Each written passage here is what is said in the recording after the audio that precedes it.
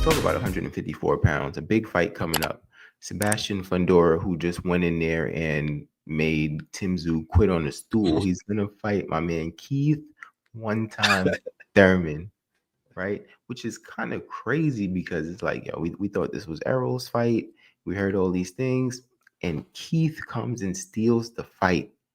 Now, we all know how dangerous Fundora is, so I know he's going to be the favorite coming into this fight. But what do you think Keith can do to make this a tough fight? I think just be Keith. I think he needs to be the Keith Thurman of the old. The Keith Thurman that fought Mario Barrios, even though Mario Barrios hasn't been aging well, just given his performance against Manny Pacquiao. He did beat Ugas, but nevertheless, that version of Keith of staying on your toes, throwing shots from angles, and Keith can always crack. So I think it's not out of the ordinary, not out of this world to say that he can probably drop Fundora, if he just throws a well-timed shot right up the pipe. You know what I mean? Especially with his right hand. He cracked with both hands. So I think he definitely needs to be able to not get overwhelmed like how Tim Tszyu got overwhelmed in that last fight, right? Of course, Fundora is going to jab, jab, jab, and he needs to watch for those uppercuts, not fall for the bait and make it a fight in the inside.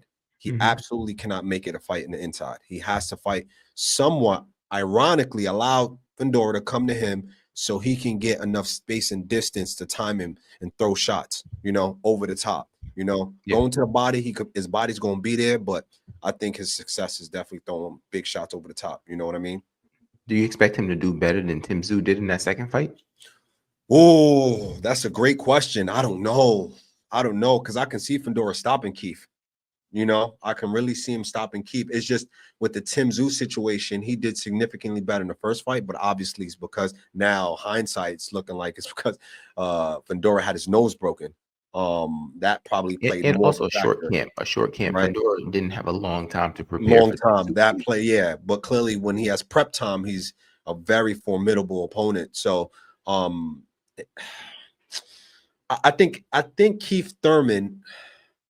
I think he could do better than Tim Tszyu for sure. I think he could. I think he has the skill level, he has the IQ, he has the experience to do better than Keith Thurman, and I think he's just more talented than Tim Tszyu. If I'm being quite honest with you, now will it, because we know he's on the end of his career.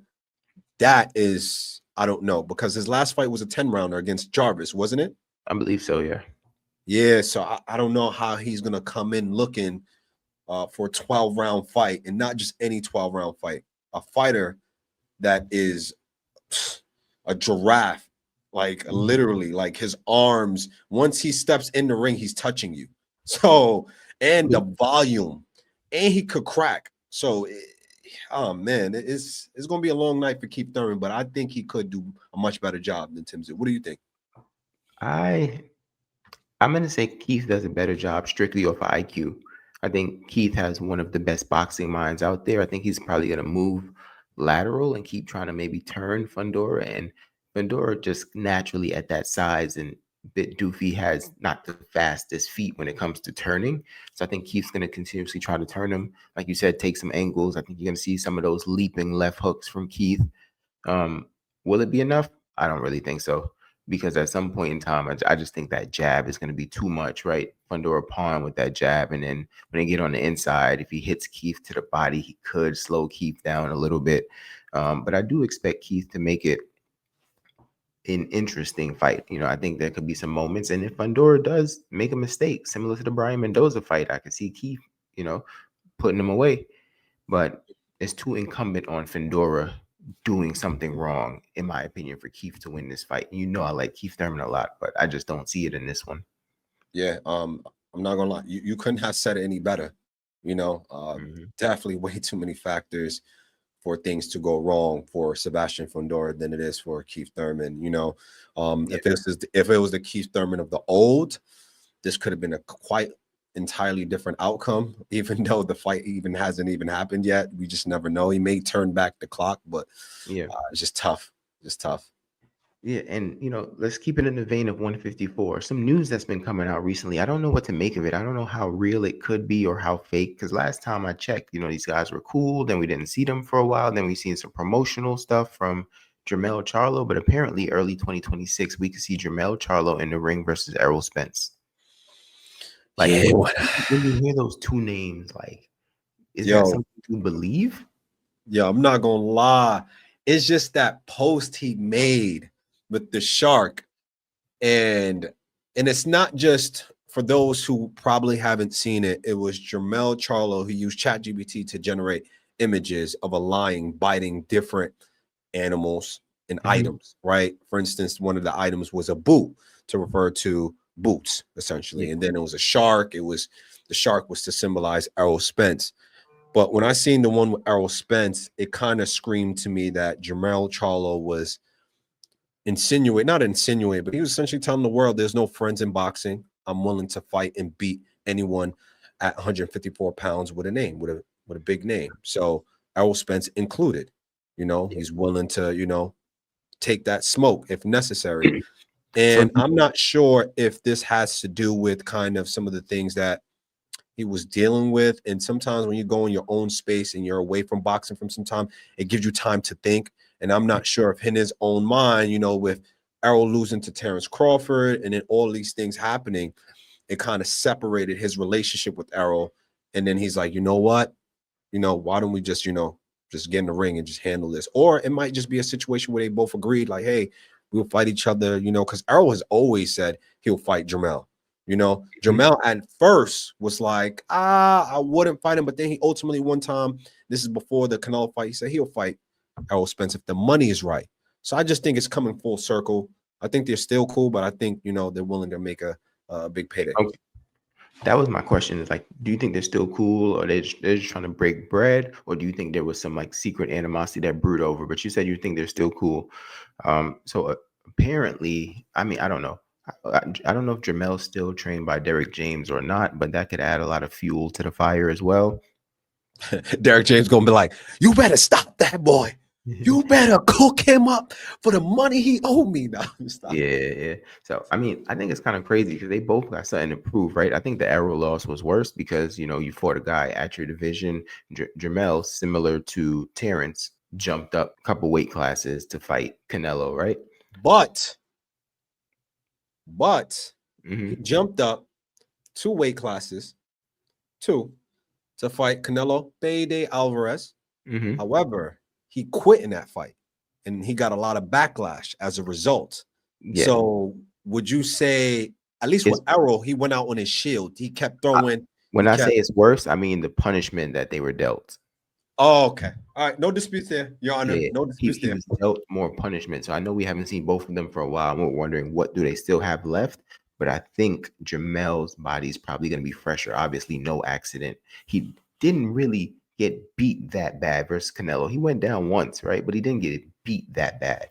Yeah, he just So survived. like, Yeah. I expect him to be the fresher fighter. However, I think and we don't know because Errol gets pretty quiet. But the thing about Jamel is I think he probably went through more mental turmoil, right? So where is his head at mentally? Is he prepared to even get in the ring mentally, right? And Errol, I think it's the physicals. So in this fight, I think it's the mental versus the physicals, and like, so who? I guess who has the advantage? That's a good point. I didn't think of it like that, especially with the mental aspect to it. And now it got me thinking, like, are they really still cool? Because knowing the Charlo brothers, they can start getting in their own heads, start creating a narrative, and they could just start it with something we haven't seen. He probably was like, Mm-hmm. maybe Arrow made a comment. We text Arrow didn't respond back, so he probably got mad over that. And you just never know with people nowadays. Yeah. So But I guess I gotta ask you at this point, if they were to fight, who are you favoring going into this fight? I knew you was gonna ask me that, and I still do not know till this moment. Ah, man, it's tough. It's tough. It's tough. And the reason why is because in their last fights, they haven't fought at 154 pounds. So they're kind of coming back to merge at Mm-hmm. that weight class. Tough, because Errol, my guy. Um, I'm not gonna lie. I'm leaning towards Jamel.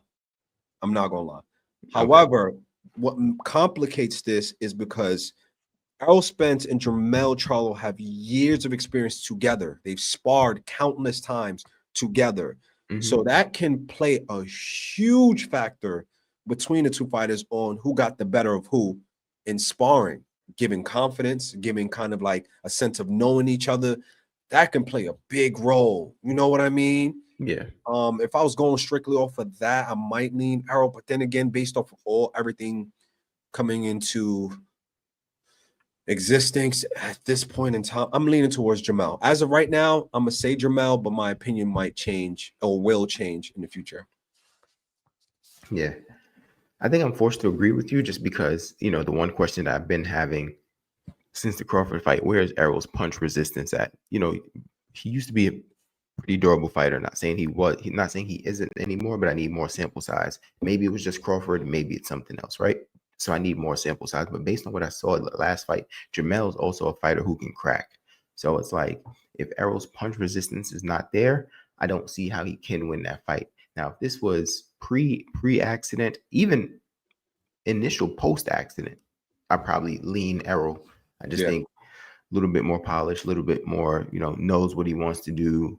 I think Jermel can be a little erratic. yeah. Just the Um, volume, you know what I mean? Like, and we've yeah, seen how Jamel struggles with volume fighters, but he ends up just getting a KO. And like to your point, I don't think Errol is. I think Errol's responsibly defensive, where he can, not make those mistakes down the stretch in the fight. But go ahead. mhm. Yeah. So I mean, today I would agree. I would have to pick Jamel. I want to see if this comes to fruition or not, or if it's just drama right now. So I'm gonna keep an eye on it. 154 just keeps adding fuel to the fire. It's looking like it could be the best division in boxing right now. Yeah, man, it really is. And then we have fights coming up, such as like potentially Virgil versus Lubin, or Hmm. it's definitely a few fights in the Yeah. making at this point in time. 154 seems to be the up and coming glamour division. So Yeah. So one question before I let you go, right? Make sure you guys like, comment, subscribe. If Keith Thurman goes in there and gets the W, let's say he stops Fundora or just gets the W, and Errol beats Jermel, is it time for Errol and Keith to get in the square? absolutely, it would be long overdue at that point. I mean, we both talked about it that we both would like to see the fight now, but at that point, what? Yeah. Absolutely, and Would Keith be and favored? then I think, to be honest, if Keith was to do that, Keith may be the favorite. Well, no, I don't know. I'll have to see how they beat their Yeah. adversaries, right? Like, Well, depends well, how when I say favorite, I just mean to Vegas, just like plus to minus. Vegas. See, if we're going based off Vegas, they're gonna go Errol just because of the name. Jamel's a bigger Oh, name, but to if me, I think it will be Fundora, Keith. I if think it will Keith, be Keith, in my opinion. But I think Vegas is going to lean towards Errol because Jamel's a bigger name than Fundora, former undisputed champion at 154. Yeah, yeah, unified, but in looking at his physicals, he might be more dangerous than Jamel, right? But they're not going to look at it like that. They're going to go with the cash cows, etc., to make okay. who's the favorite. But to me, I think Keith Thurman will be the favorite. Okay, cool, cool. Okay. Make sure you guys jump in the comment section. Tell us what's the best division in boxing. Tell us what do you think will happen with Thurman and Fundora? Do you believe Spence and Charlo may happen?